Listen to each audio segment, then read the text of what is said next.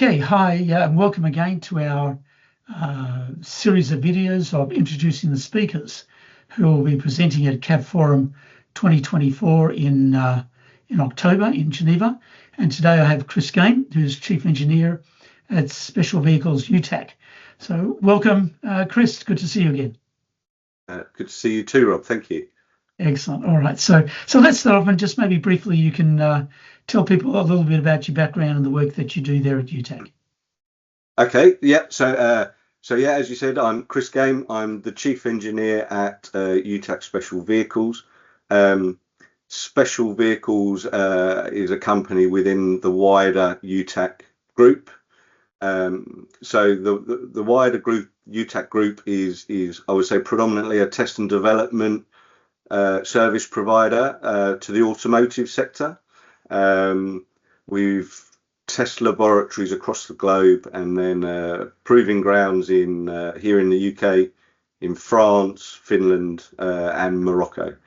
So yeah, UTAC is like I say, a test and development business predominantly. We look to innovate and develop, test and improve, certify and approve, launch and promote, and train and support.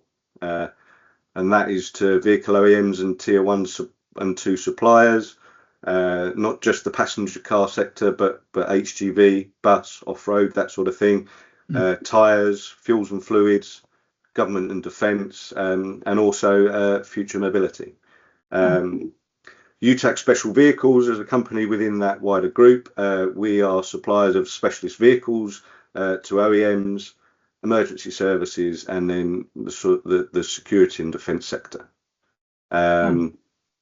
We do everything from sort of early prototypes and pre-production vehicles for startups and developing technologies.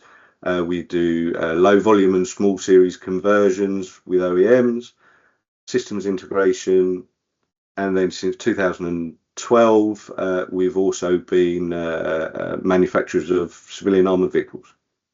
Excellent. All right. So we've invited you along to present at this year's CAB Forum from your expertise and your background again in that testing mode. And so maybe you can tell us a little bit about some of the things you're going to cover in your presentation to do with PAS, testing, mobility, those issues. Sure. So for me as an individual, roughly I've been man and boy at what is based at Millbrook Proving Ground.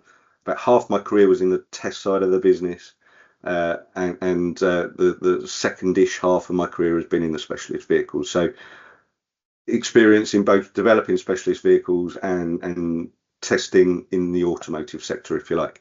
I will be talking at the CAB Forum 2024 about a standard called PAS 301, which is a standard specific to civilian armoured vehicles for automotive test methods. So not its performance in blast and ballistics, but its performance automotively. So we will look at an overview of the standard, purpose and scope, its origins and its relationships with other publications. We'll look at the use of third-party testing for product conformity, and then we'll look specifically at the different tests, the test methods, how they're recorded, reported, and that sort of thing. Excellent. I think that's going to be very interesting, and certainly an issue that comes up many a time in the industry is there's a bit of this sort of black magic. Or a vehicle has been tested. Well, what are the tests and how are they done? And what does it mean to the procurement agency, the fleet manager, and the user, in those badlands when he gets a vehicle along the way? So we're very much looking forward to learning more about the PAS standard and the concept of mobility testing for the civilian armoured vehicles. All right. And so just to wrap up now, are there any sort of challenges in the short to medium term you think that the industry and the areas of mobility and certification and testing will be facing?